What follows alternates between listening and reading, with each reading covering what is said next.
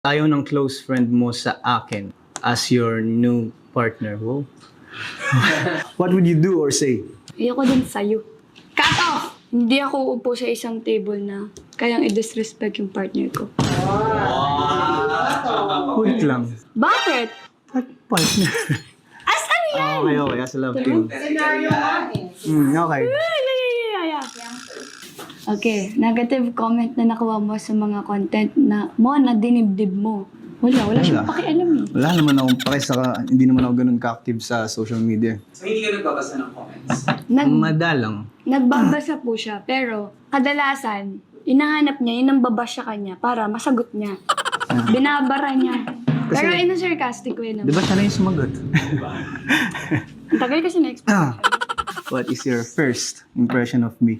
Matika, sinasabi niya sa bibig. Yeah, kasi nung time na yun, feeling ngayon nakasando.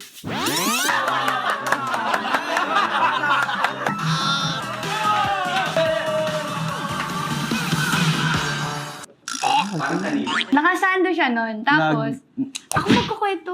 Mapampang ka. Dadagdagan mo lang pa ito. Nag-slow mo daw sa paningin niya. Tapos, nung time na, tinanong niya kung ano yung first impression ko sa kanya. Although last niya nagtanong ko ano yung first impression ko sa kanya. Pero una ko napansin, matikas kasi meaning, mayabang. Oh, Oh, ano yung matikas? matikas. It means, Manly. Basta, manly. oh, ganun. Basta matikas.